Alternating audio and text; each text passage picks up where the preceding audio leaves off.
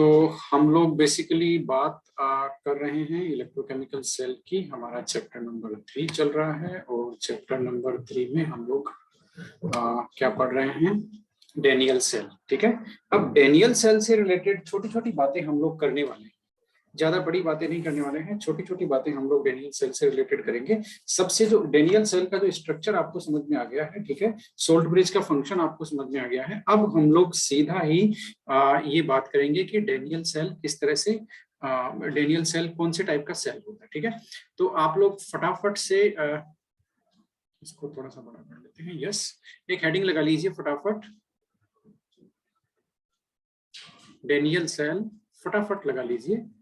Daniel cell as a reversible cell। तो Daniell cell कौन सा होता है? रिवर्सिबल सेल होता है। तो हम अभी देखेंगे कि रिवर्सिबल और नॉन रिवर्सिबल इलेक्ट्रोकेमिकल सेल्स कौन से होते हैं। ठीक है, जो हमारा डेनियल सेल है वो रिवर्सिबल सेल है। इसका मीनिंग क्या है? इसका मीनिंग बहुत सिंपल सा है।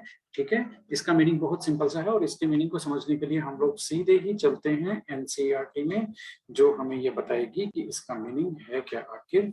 यस, तो अब आपके सामने देखो एनसीईआरटी आ चुकी है और हम देखने वाले हैं कि डेनियल सेल को हम लोग रिवर्सिबल सेल क्यों बोलते हैं और क्यों कोई भी इलेक्ट्रोकेमिकल सेल कब वो बेसिकली क्या होता है, रिवर्सिबल सेल होता है। आप टर्म को ध्यान से सुनो, रिवर्सिबल सेल।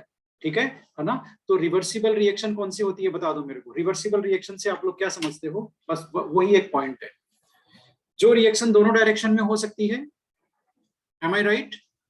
जो रिएक्शन दोनों डायरेक्शन में हो सकती है। रिवर्सिबल रिएक्शन का मतलब है कि एक रिएक्शन फॉरवर्ड डायरेक्शन में हो रही है।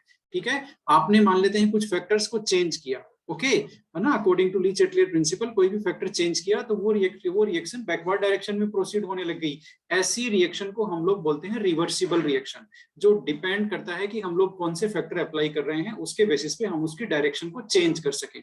सेम कॉन्सेप्ट यहां भी लगता है। सेल की भी जो रेडॉक्स रिएक्शन है वो फॉरवर्ड डायरेक्शन और बैकवर्ड डायरेक्शन दोनों में हो सकती है। इसकी हम लोग बात करते हैं यहाँ पर। ये जो आपका डेनियल सेल है, ठीक है, डेनियल सेल की नेट केमिकल रिएक्शन क्या यही तो नहीं थी? देखना जरा, Zn plus Cu2 plus Zn का हो गया oxidation plus Cu solid deposit हो गया। ये बात सही है क्या? यही रिएक्शन है ना? ये आपकी फॉरवर्ड डायरेक्शन है और इस फॉरवर्ड डायरेक्शन में हमें क्या अचीव होता है? हमें अचीव होता है करंट फ्लो और इस सेल से हमें मिलता है वोल्टेज।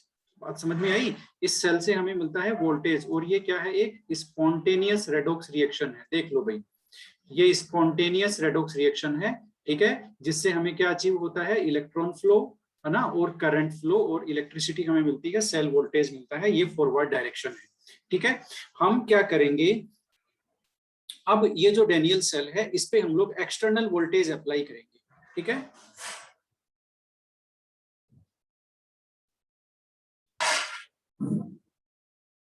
तो डेनियल सेल एक रिवर्सिबल सेल है। इसको हम फटाफट देखते हैं इस तरह से कि आपका ये क्या बोलते हैं, सेल रिएक्शन आपके सामने है। अब ये जो सेल रिएक्शन है इसमें हमें इलेक्ट्रॉन फ्लो अचीव हो रहा है, सेल वोल्टेज मिल रहा है, ये स्पॉन्टेनियस रेडॉक्स रिएक्शन है। अब हम क्या करते हैं, इस रिएक्शन को, ये जो सेल है पूरा, ये जो सेल है इस पे एक्सटर्नल वोल्टेज अप्लाई करेंगे। ठीक है सर, उससे, हाँ बताओ सर ये Zn के आगे क्या लिखा है आपने? Zn के आगे, ये तो इसकी ऑक्सीडेशन नंबर है ना, Zn2 प्लस, इसका ऑक्सीडेशन हो जाएगा ना? नहीं सर, इस लेफ्ट साइड में। Solid sir, solid. अच्छा, ये तो सॉलिड लिखा है ना, उसकी फिजिकल स्टेट सॉलिड मेंशन करते हैं ना हम लोग, क्योंकि वो सॉलिड में है, इलेक्ट्रोड है बेचारा। ठीक है, बात समझ में आई कि नहीं आई? ओके सर आ गई। हाँ, अब देख लो, अब देख लो, ये जो डेनियल सेल है ये कितना वोल्टेज रिलीज करता है वो भी देखते हैं। डेनियल सेल का जो सेल पोटेंशियल है, क्या है इसका? Cell potential. अब ये एक टर्म आ गई है आपके सामने, सेल पोटेंशियल। ठीक है, सेल पोटेंशियल है डेनियल सेल का, जिसको हम लोग ई सेल से भी लिखते हैं। ये लो, ई सेल, या फिर इसको सेल वोल्टेज भी बोलते हैं। एक ही बात है कि सेल से कितना वोल्टेज हमें रिलीज हो रहा है। ठीक है, ये जो है डेनियल सेल का, है ना, cell potential of Daniell cell, ये है आपका कितना, यहां लिख देते हैं सेपरेटली इसको, यहां लिख देते हैं इसको E cell is equal to 1.1 volt होता है। ये लो, ठीक है, क्या होता है 1.1 वोल्ट। ये किस कंडीशन में होता है वो भी देख लो, व्हेन कंसंट्रेशन ऑफ आपका ZnSO4 और क्या है आपका CuSO4 है ना, वो क्या है इज 1m, यानी कि यूनिटी, क्या है यूनिटी, 1 मोल पर लीटर उनकी कंसंट्रेशन है, मोलरिटी इज इक्वल टू 1 है, ठीक है। एंड क्या होगा, एंड टेम्परेचर क्या होना चाहिए, टेम्परेचर है आपका 298 K। बात समझ में आ गई। यदि आपने टेम्परेचर यह मेंटेन किया है 298 K और आपका कंसंट्रेशन दोनों इलेक्ट्रोलाइट्स, ये ZnSO4 CuSO4 क्या है, याद करो जरा, इलेक्ट्रोलाइट है जिनमें इलेक्ट्रोड डिप रहता है, इलेक्ट्रोड की जो रोड होती है मेटेलिक रोड वो इनमें डिप रहती है, ठीक है। तो ये यहाँ पर इस कंडीशन में जब आपका टेम्परेचर और कंसंट्रेशन इतना होगा है ना, तो यहाँ पर सेल का इतना वोल्टेज होगा, 1.1 वोल्ट को रिलीज करेगा, ठीक है। ये बात हुई क्लियर। अब यहाँ पर एक चीज आप समझ लो कि ये दोनों मैंने कंसंट्रेशन और टेम्परेचर लिखा है, इसका मतलब ये है कि कंसंट्रेशन और टेम्परेचर सेल वोल्टेज को या सेल पोटेंशियल को अफेक्ट करता है, ठीक है ना। इसकी हम बात बाद में करेंगे, यहाँ हम इसे एक नोटिस कर लेते हैं। ओके, अब ये तो हो गया डेनियल सेल का सेल पोटेंशियल। अब हम देखते हैं कि ये जो डेनियल सेल है, ये डेनियल सेल पर हम लोग एक्सटर्नल पोटेंशियल लगाएंगे, ऑपोजिट एक्सटर्नल पोटेंशियल, तब क्या होगा इसका, तब क्या होगा एक्सटर्नल ऑपोजिट पोटेंशियल, ठीक है। तो आप लोग फटाफट से लिख लो, if an external opposite voltage is applied, फटाफट लिख लो, is applied on galvanic cell। ये लो भाई, गैल्वेनिक लिख लो या आपका डेनियल लिख लो, एक ही बात है, ठीक है। डेनियल सेल की बात कर रहे हैं ना हम लोग, तो डेनियल सेल ही लिखते हैं, ऑन डेनियल सेल, ठीक है ना। तब क्या होगा देखते हैं, देन ओके, देन इफ, ठीक है।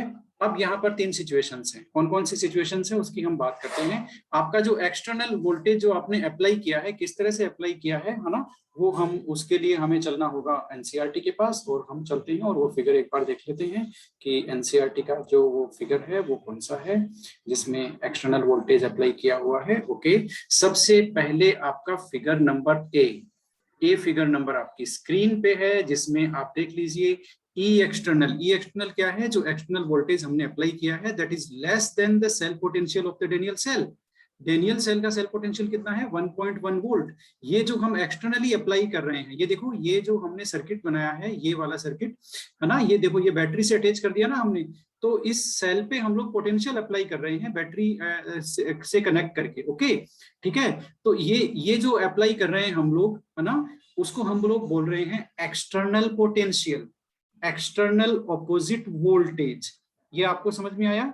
अब इस वोल्टेज की जो वैल्यू है वो यदि 1 point, if it is lesser than the cell potential of Daniell cell, वो कितना है 1.1 वोल्ट, उससे कम है तब क्या होगा देख लो, उससे कम है तो सेल अपनी जो डायरेक्शन है, फॉरवर्ड डायरेक्शन, उसमें काम करता रहेगा, यानी कि सेल जो पोटेंशियल है वो रिलीज होता रहेगा, सेल काम करता रहेगा। और जब सेल काम करेगा, ये देख लो यहाँ भी लिखा हुआ है, when E external is less than 1.1 volt, then तब क्या होगा, electron flow from zinc rod to copper rod. Yes, electron flow तो हमेशा एनोड टू कैथोड होता है ना, एनोड पे इलेक्ट्रॉन रिलीज होते हैं, आपको याद है, और कैथोड पे वो एब्जॉर्ब होते हैं, ठीक है, वहां पर रिडक्शन होता है। तो नॉर्मली जब सेल, ध्यान से सुनो मेरी बात को वापस, नॉर्मली जब सेल काम करता है, सेल काम करने से मतलब है वो वोल्टेज रिलीज कर रहा है। तो वोल्टेज कब रिलीज होता है, जब electron flow anode to cathode होता है, उसको हम लोग बोलते हैं कि सेल फॉरवर्ड डायरेक्शन में काम कर रहा है, ठीक है। तो जब भी एक्सटर्नल वोल्टेज की वैल्यू सेल पोटेंशियल से कम होगी तो सेल अपना काम करता रहेगा, ठीक है, और वोल्टेज रिलीज करता रहेगा, है ना, ठीक है। और वोल्टेज रिलीज करेगा तो ये देखो, जिंक रोड जो एनोड है उससे कैथोड की तरफ क्या होगा, इलेक्ट्रॉन फ्लो होगा, और करंट फ्लो जो है वो कॉपर टू Zn होगा। करंट फ्लो हमेशा इलेक्ट्रॉन फ्लो की डायरेक्शन के ऑपोजिट होता है, ठीक है ना। तो और यहाँ पर क्या होगा, और नॉर्मली क्या होता है, Zn डिसोल्व्स एट एनोड, एनोड पे Zn डिसोल्व हो जाएगा ना, उसका ऑक्सीडेशन हो जाएगा, और कॉपर क्या हो जाएगा, कॉपर डिपॉजिट हो जाएगा कहाँ पर, कैथोड पे। तो ये आपको समझ में आया, बताओ जरा, फिर आगे चलते हैं तुरंत।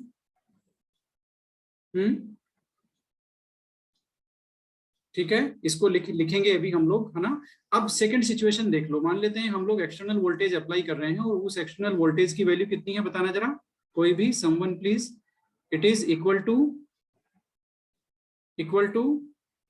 1.1 वोल्ट। यस, 1.1 वोल्ट क्या है, जो हमारा डेनियल सेल है उसका सेल पोटेंशियल है। ठीक है, तो ये जो है सेल पोटेंशियल है डेनियल सेल का, इसके इक्वल हमने रिलीज कर दिया, तब क्या होगा, सेल कोई काम नहीं करेगा, क्योंकि हमने ऑपोजिट वोल्टेज उतना ही अप्लाई कर दिया जितना सेल रिलीज कर रहा है। ठीक है, तो उस केस में कोई सेल कोई काम नहीं करेगा, कोई इलेक्ट्रॉन फ्लो नहीं होगा, कोई करंट फ्लो नहीं होगा, कोई रेडॉक्स रिएक्शन नहीं होगी, सिस्टम एज इट इज रहेगा। ये देख लो आप यहाँ की situation, when E external is equal to 1.1 volt, तब क्या होगा, नो फ्लो ऑफ इलेक्ट्रॉन और करंट का कोई फ्लो नहीं होगा, करंट न इलेक्ट्रॉन फ्लो होगा, नो केमिकल रिएक्शन, कोई रेडॉक्स रिएक्शन नहीं होगी, न किसी का ऑक्सीडेशन होगा, न किसी का रिडक्शन होगा। कब, जब आपका एक्सटर्नल वोल्टेज किसके इक्वल है, सेल पोटेंशियल के। बात समझ में आ गई, सेल वोल्टेज के इक्वल है। ठीक है, उसके बाद फिर हमने क्या किया, एक्सटर्नल वोल्टेज की वैल्यू इंक्रीज कर दी। अब एक्सटर्नल वोल्टेज आपका सेल पोटेंशियल जो 1.1 वोल्ट है उससे ज्यादा हो गया, तब क्या होगा, सेल ऑपोजिट डायरेक्शन में काम करना स्टार्ट कर देगा। अब ऑपोजिट डायरेक्शन में काम करना स्टार्ट करेगा तो मुझे बताना जरा, इलेक्ट्रॉन फ्लो किधर से किधर होगा, बताओ, इलेक्ट्रॉन फ्लो किधर से किधर होगा, ऑपोजिट डायरेक्शन। हाँ, copper two zinc. Copper two zinc होगा इलेक्ट्रॉन फ्लो, क्योंकि नॉर्मल सिचुएशन में जब सेल फॉरवर्ड डायरेक्शन में काम करता है, वोल्टेज रिलीज करता है, तब वो जिंक टू कॉपर होता है, एनोड टू कैथोड। ठीक है, अब ऑपोजिट डायरेक्शन में काम करेगा, इसका मतलब इलेक्ट्रॉन फ्लो का डायरेक्शन ऑपोजिट हो जाएगा और करंट फ्लो का डायरेक्शन भी ऑपोजिट हो जाएगा, और एनोड और कैथोड पे जो भी फिनोमिना हो रहा था वो ऑपोजिट हो जाएगा। जिंक पे पहले ऑक्सीडेशन हो रहा था ना, अब जिंक पे रिडक्शन होगा, और कैथोड पे पहले क्या हो रहा था, रिडक्शन, अब वहां ऑक्सीडेशन होगा। बात समझ में आई, इसका मतलब जिंक रोड का मास इंक्रीज होता चला जाएगा, कॉपर रोड का मास डिक्रीज होता चला जाएगा, और इनके साइन भी चेंज हो जाएंगे। ये देखो, अब आपका जो जिंक है वो कैथोड बन गया, उस पर पॉजिटिव चार्ज आ गया, एनोड है आपका, वो जो कॉपर है वो एनोड बन गया, उस पर निगेटिव चार्ज आ गया। ये सिचुएशन कब हुई, जब आपने एक्सटर्नल वोल्टेज जो अप्लाई किया सेल पर, उसकी वैल्यू सेल के जो पोटेंशियल है उससे ज्यादा है। बात आपको समझ में आई कि नहीं आई, बताओ। अब हम इसको यहां समराइज करते हैं, आप लोग लिखते चले जाओ। इफ, पहली सिचुएशन क्या है बता दो, what's the first situation,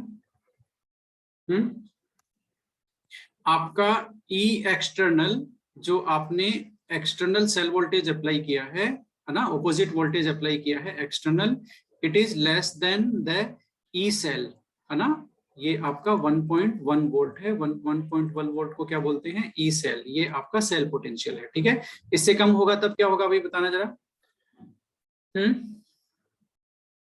cell voltage release करता है क्या, फॉरवर्ड डायरेक्शन में काम करेगा क्या? Yes sir, in forward direction. हम लोग बोल सकते हैं cell works in forward direction. लिख लो आप लोग फटाफट, इतनी देर हम लोग समझ रहे थे, अब फटाफट लिख लो फॉरवर्ड डायरेक्शन। ठीक है, तब क्या होगा, वोल्टेज रिलीज करेगा सेल, है ना। इलेक्ट्रॉन फ्लो किधर से किधर होगा बता दो जरा, एनोड टू कैथोड, एनोड पे प्रोड्यूस होंगे इलेक्ट्रॉन और कैथोड पे एब्जॉर्ब होंगे। ठीक है, और आपका एनोड टू कैथोड क्या है, Zn2 कॉपर हो गया। करंट फ्लो क्या होगा, अब करंट फ्लो का बताने की जरूरत नहीं है, वो ऑपोजिट होता है हमेशा ही। ठीक है, किसके, इलेक्ट्रॉन फ्लो के, और करंट फ्लो होगा आपका कॉपर टू Zn। ठीक है, Zn रोड का मास क्या होगा बता दो जरा, मास ऑफ Zn रोड कम हो जाएगा, डिक्रीजेस। ठीक है, और मास ऑफ Cu रोड वो क्या हो जाएगा, इंक्रीजेस। ये हो गया कब, जब आप एक्सटर्नल वोल्टेज अप्लाई कर रहे हो and the value of EXT external voltage is lesser than the cell potential 1.1 volt in case of Daniell cell। Second situation देख लेते हैं, आपका E external is equal to आपका 1.1 वोल्ट। ठीक है, तब क्या होगा भाई, सेल doesn't works। सही बात है क्या, सेल काम नहीं करेगा ना। ठीक है, कोई डायरेक्शन में काम नहीं करेगा, नो फ्लो ऑफ, नो, लिखते जाओ, फ्लो ऑफ इलेक्ट्रॉन और करंट। ये लो भाई, करंट का कोई फ्लो नहीं होगा, इलेक्ट्रॉन का कोई फ्लो नहीं होगा, सेल काम नहीं करेगा, कुछ भी नहीं होगा, ठीक है ना। अब आगे क्या होगा बताना जरा, थर्ड कंडीशन क्या है?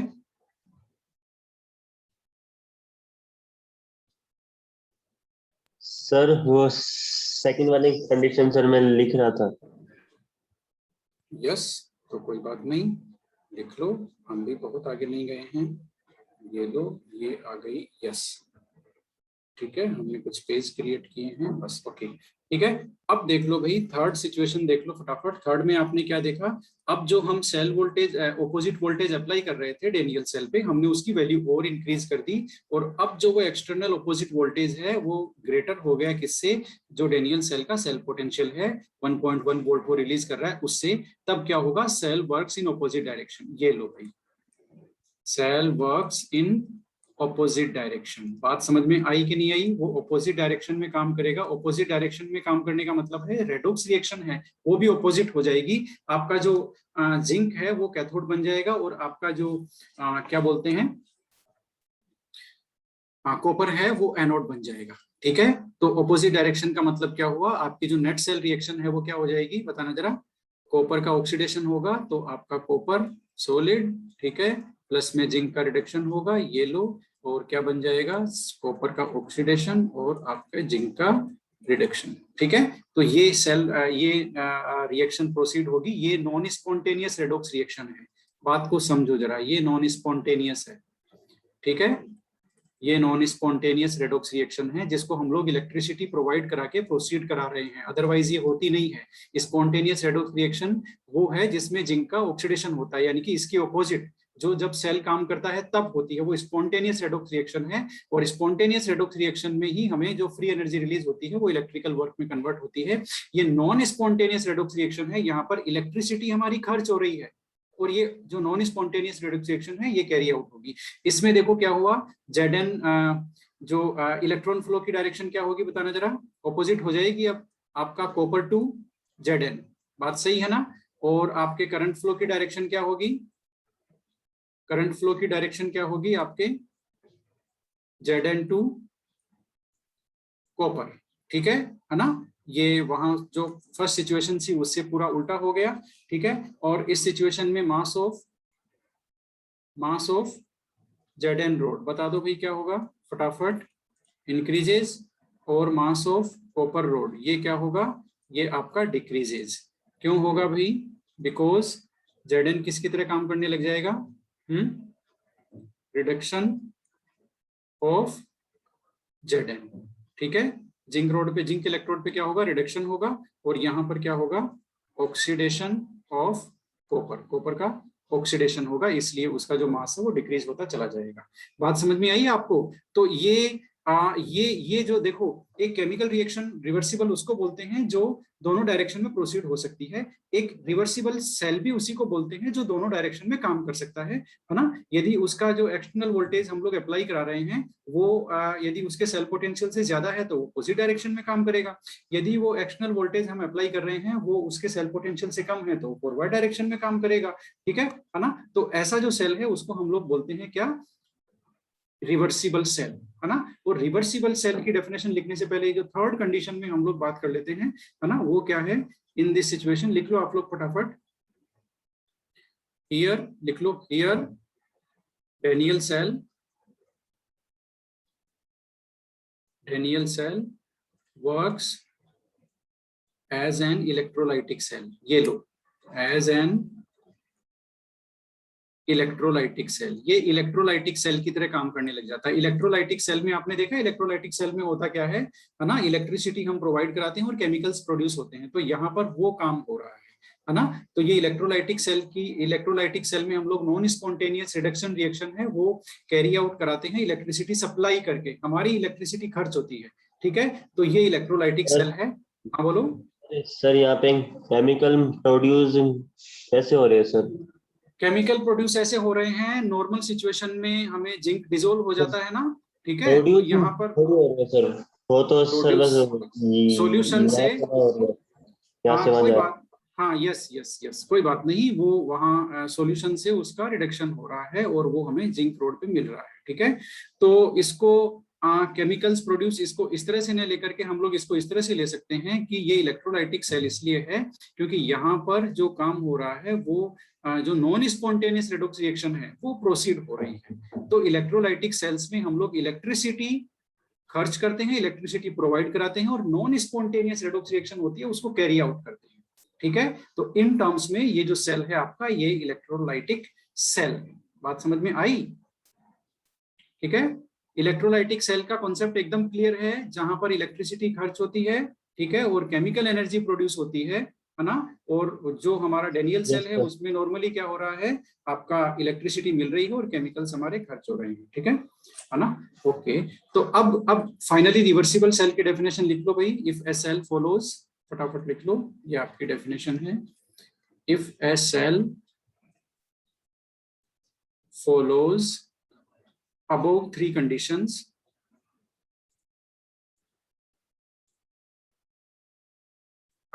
conditions, then it is known as reversible cell. ये it is known as reversible cell।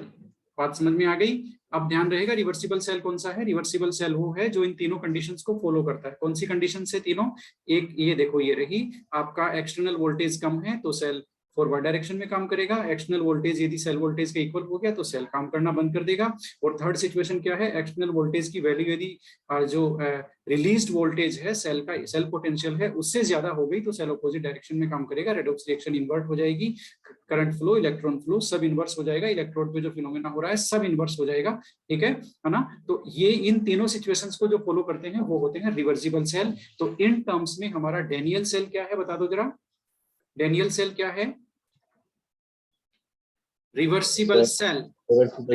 Daniel cell reversible cell है क्योंकि वो इनको फॉलो कर रहा है। अब आप हेडिंग लगाएंगे, बहुत ही इंटरेस्टिंग है, रिप्रेजेंटेशन ऑफ ए सेल। फटाफट लगाइए, रिप्रेजेंटेशन ऑफ ए सेल। ये बहुत इंपॉर्टेंट हेडिंग है, आपको सेल रिप्रेजेंट करना आना चाहिए कि एक सेल को किस तरह से हम लोग रिप्रेजेंट करते हैं, ठीक है। तो सेल को रिप्रेजेंट करने के लिए मैं आपको बता रहा हूँ, ये बहुत छोटा सा टॉपिक है लेकिन काफी ज्यादा इंपॉर्टेंट है। सबसे पहले मुझे ये बता दो, लेफ्ट में हमेशा क्या रखते हैं? आपने देखा डेनियल सेल, हमने जब स्केच उसका ड्रॉ किया तो लेफ्ट में क्या रखा हमने, बता दो, लेफ्ट में क्या रखा हमने? पॉजिटिव। लेफ्ट में क्या रखा, एनोड या कैथोड? ये बताओ। एनोड हमेशा, यस, हमेशा ध्यान से सुन लो मेरी बात को। जब आप सेल का स्केच ड्रॉ करेंगे या आप सेल को लिखेंगे, उसका रिप्रेजेंटेशन करेंगे, ठीक है, हमेशा ही IUPAC वालों ने कह दिया कि आपको लेफ्ट में एनोड ही रखना है। कभी भी आप किसी भी सेल का स्केच ड्रॉ करेंगे, आप लेफ्ट में कैथोड कभी ड्रॉ नहीं करेंगे, ठीक है। लेफ्ट में एनोड को ही, LAON ध्यान है ना आपको, LAON, ओके। तो उस हिसाब से हमेशा लेफ्ट में क्या रहता है, एनोड होता है, तो ये एनोड है। और राइट में आपका क्या रहता है, राइट में आपका कैथोड रहता है। ये डिफॉल्ट है, ठीक है, डिफॉल्ट सेटिंग से ये, ओके। और इन दोनों को कनेक्ट कौन करता है? इन दोनों को कनेक्ट करता है सोल्ट ब्रिज। अब मेरी जो बात है उसको आप ध्यान से सुनना, इन दोनों को कनेक्ट सोल्ट ब्रिज करता है। ये आपके सेल का एक स्ट्रक्चर है, ये वर्ड डायग्राम है उसका, वर्ड में हमने इसको रिप्रेजेंट कर दिया। अब सबसे पहले ये देखते हैं कि एनोड कैथोड को किस तरह से रिप्रेजेंट करते हैं और फिर सेल को किस तरह से रिप्रेजेंट करते हैं, ठीक है। तो सबसे पहले मैं आपको सोल्ट ब्रिज का बताना चाहता हूं। सोल्ट ब्रिज को हम लोग रिप्रेजेंट करते हैं डबल पैरेलल लाइन से। ये देखो, ये सोल्ट ब्रिज है, डबल पैरेलल लाइंस आपको दिख रही है, डबल पैरेलल लाइंस, इनसे हम रिप्रेजेंट करते हैं हमारा सोल्ट ब्रिज, ठीक है ना। अब एनोड और कैथोड को किस तरह से रिप्रेजेंट करते हैं, तो ये बहुत ही ज्यादा इंटरेस्टिंग है आपके लिए। ये देखो, एनोड पर क्या रिएक्शन होता है, बताना जरा। एनोड पर क्या रिएक्शन होता है, बोलो भी। Sir oxidation.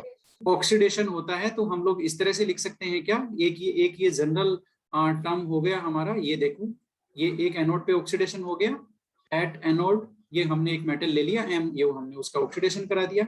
और एट कैथोड क्या होता है, कैथोड क्या होता है, कैथोड पे जो मेटल होता है उसका रिडक्शन हो जाता है। ये हमने Mn नहीं लेना है, Mn+ है ना। और यहाँ पर N इलेक्ट्रॉन आ गए और ये आपका हो गया क्या, बता दो जरा, MS हो गया। रिडक्शन कहाँ हो रहा है? कैथोड पे। Hope it is clearly visible to you. Oxidation कहाँ हो रहा है? एनोड पे।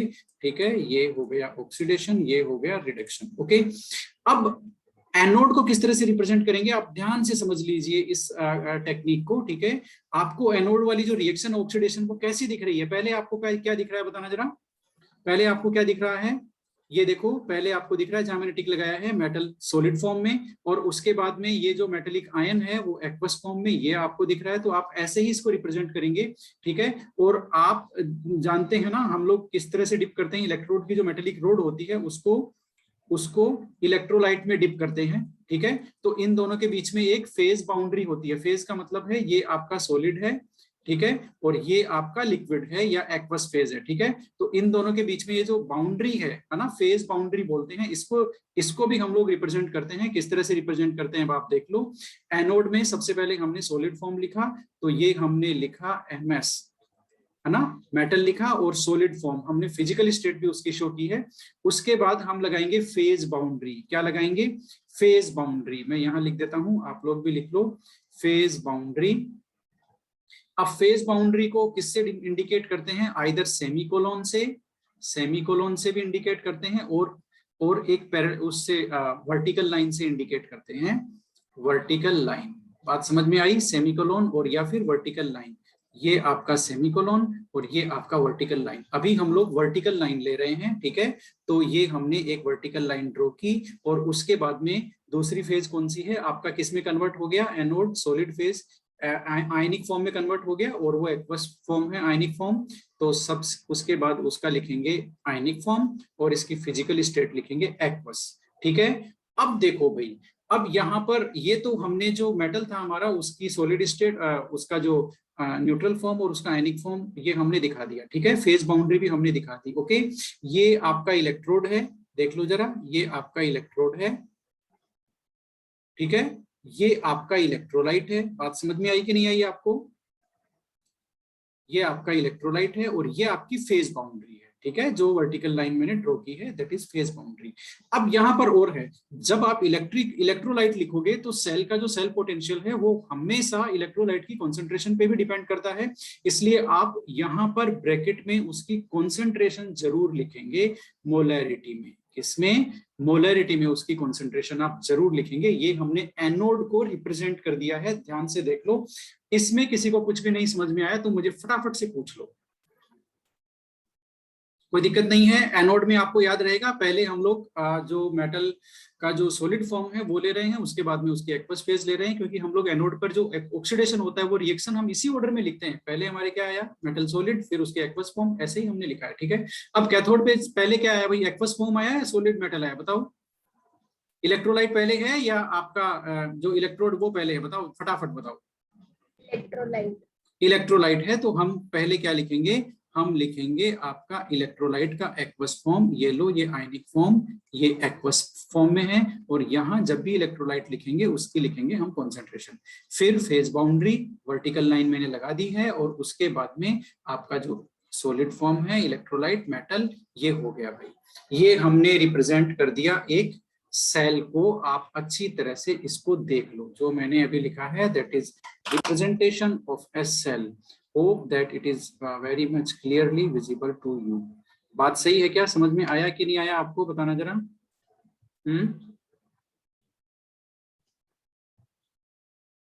ये लो, अब दिख रहा है आपको होपफुली?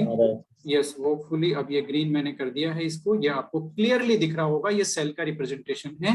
पहले एनोड, क्योंकि लेफ्ट में हमेशा एनोड होता है, फिर सोल्ट ब्रिज, और फिर कैथोड। सोल्ट ब्रिज को हम लोग डबल लाइन से करते हैं, फेज बाउंड्री को सेमीकोलन या वर्टिकल लाइन से करते हैं।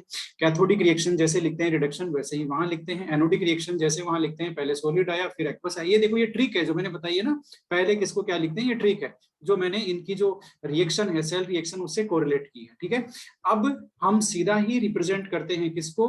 सीधा ही रिप्रेजेंट करते हैं हम लोग डेनियल सेल को। ओके, तो डेनियल सेल की जो रिएक्शन है वो क्या है, जरा देख लो। डेनियल सेल की रिएक्शन क्या है, अभी मैं आपको बताता हूं। ये आपके सामने है, Zn का होता है हमारे,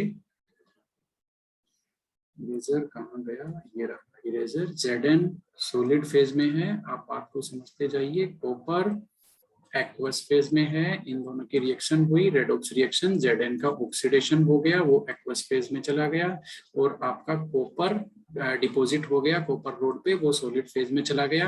अब आप हमेशा ध्यान रखना, कॉन्सेंट्रेशन हमेशा साथ में लिखते हैं। ये हमने इसकी नेट सेल रिएक्शन लिख दी। आप एक चीज को ध्यान से देख लो, नेट सेल रिएक्शन में हमेशा फिजिकल स्टेट मेंशन करते हैं। इस चीज को आप लोग फिजिकल स्टेट ये हमेशा मेंशन करते हैं, किसमें, नेट सेल रिएक्शन में और सेल रिप्रेजेंटेशन दोनों में। ये देखो हमने यहाँ भी सेल रिप्रेजेंट किया, तो फिजिकल स्टेट हमने मेंशन की है कि एक्वस किसकी और सॉलिड किसकी है, ठीक है। जिसकी एक्वस है उसकी कॉन्सेंट्रेशन भी आपको बतानी पड़ेगी, ओके। तो ये है, और यहाँ भी यही देख लो, ये हमने अभी हमारे पास डेनियल सेल का नेट सेल रिएक्शन है ना। आपने कॉन्सेप्ट लिख लिया होगा कि नेट सेल रिएक्शन में और आपका सेल रिप्रेजेंटेशन में always mention physical state, okay. Without mentioning physical state आपके नेट सेल रिएक्शन भी गलत मानी जाएगी, और आपका जो सेल रिप्रेजेंटेशन है वो भी गलत माना जाएगा, ओके। ये डिफॉल्ट नॉर्म्स है कि आपको फिजिकल स्टेट एक्सप्रेस करना पड़ेगा, ओके। अब इसका सेल नोटेशन लिखते हैं, सेल नोटेशन या सेल रिप्रेजेंटेशन लिखते हैं। सबसे पहले हम लोग एनोड को लिखेंगे। एनोड की रिएक्शन कैसे होती है भाई, एनोड की रिएक्शन मेटल का ऑक्सीडेशन होता है, तो ये लो जिंक सॉलिड वर्टिकल लाइन, और ये लो हो गया इसका ऑक्सीडेशन। मेटल को हमने इसकी जो आयनाइज फॉर्म है उसमें कन्वर्ट कर दिया, और ये फिजिकल स्टेट लगा दी एक्वस। और उसके बाद में इसका कॉन्सेंट्रेशन क्या है बताना जरा, Zn2+ का कॉन्सेंट्रेशन क्या है, इलेक्ट्रोलाइट का कॉन्सेंट्रेशन 1m। उसके बाद में हम क्या रखेंगे यहाँ पे, डबल लाइन, जो किसको रिप्रेजेंट करती है बोलो जरा, सॉल्ट ब्रिज। सॉल्ट ब्रिज को। अब हम लोग कॉपर वाला जो इलेक्ट्रोड है उसका हम लोग फटाफट कैथोड लिखेंगे। कैथोड में पहले आपका कैटायन आएगा, उसके बाद में उसकी कॉन्सेंट्रेशन आएगी, और उसके बाद में आएगी फेज बाउंड्री, और ये हमने उसकी सॉलिड स्टेट लिख दी। ये आपका एनोड हो गया और ये आपका कैथोड हो गया। ये हमने रिप्रेजेंट कर दिया डेनियल सेल को। तो इस तरह से किसी भी सेल को हम लोग रिप्रेजेंट कर सकते हैं, किसी भी सेल को रिप्रेजेंट कर सकते हैं। हमने कॉन्सेंट्रेशन हमने यहाँ 1m मेंशन नहीं की ना, ये लो ये 1m हमने मेंशन कर दी। आपको समझ में आया, इसलिए हम मिलते हैं नेक्स्ट मीटिंग में।